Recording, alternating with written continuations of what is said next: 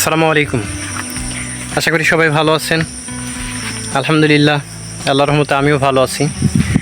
আজকে আমি আপনাদেরকে পেঁপে বাগানের সবচেয়ে ভয়ানক যেই ক্ষতিকারক রোগ, সেই রোগ সম্পর্কে জানাবো। সেই রোগটা আপনাদেরকে দেখাবো যে পেঁপে চাষ করতে গেলে যে রোগটা সবচেয়ে পেঁপের শত্রু বলা যায়, সেই রোগটা আসলে আমার বাগানে কিছুটা দেখা যাচ্ছে।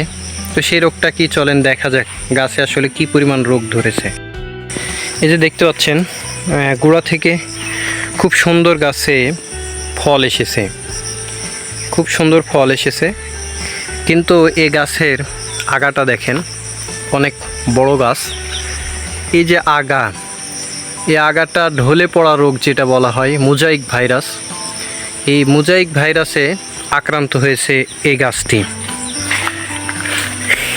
এই গাছটি মোজাইক ভাইরাসে আক্রান্ত হয়ে দেখেন গাছের পাতা সব কুকড়ানো হয়ে গেছে, সেই সাথে গাছের ডগা সেটাও কুকড়ে গেছে।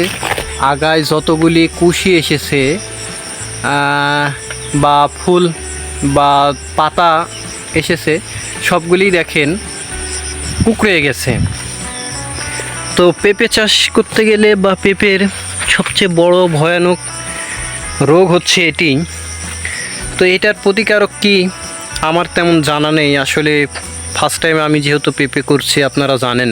এটার প্রতিকারক আমি যা এখন বর্তমানে দেখতে পাচ্ছি বা যেটা আমার কাছে করণীয় মনে হচ্ছে, সেটি হচ্ছে আমি আগাটা কেটে দেব। আমি এই জায়গা থেকে আগাটা কেটে দেব। একটু দেখেন, আমি গাছের এই আগাটুকু কেটে দিলাম।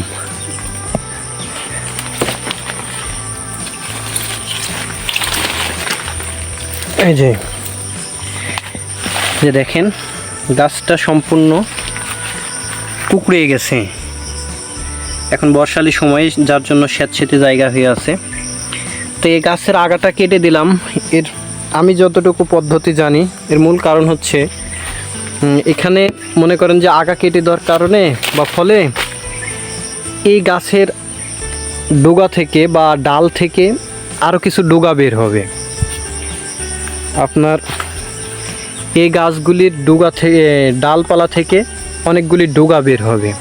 তো যখন ডগা আসলে বের হবে, তখন আমি আশা করতেছি যে ডগাগুলি ভালো হবে, এরকম আর রোগ হবে না। তো যার জন্য আমি গাছের আগাটা কেটে দিলাম, কিন্তু যে ফলগুলি আছে এই ফলগুলি আমি রেখে দিলাম। এই ফলগুলি বড় হবে, কোনো অসুবিধা নেই, ফলগুলি বড় হবে। আর এই ফলগুলি বড় হলে আমরা হারভেস্ট করতে পারবো, তাতে কোনো অসুবিধা নেই। কিন্তু আগাটা কেটে দিলাম। আগা কেটে দেওয়া বাদে কী কী বীজ ব্যবহার করা যায়, ওষুধ ব্যবহার করা যায়, আপনারা অবশ্যই কমেন্টে জানাবেন, আমার আসলে জানা নেই। তো পেঁপে চাষ করতে গেলে আসলে এই রোগটা দেখা যায়। পেঁপেতে তেমন কোনো রোগ নেই, যদি বর্ষার সময় পানি বেঁধে থাকে গাছের গোড়ায়, তাহলে মনে করেন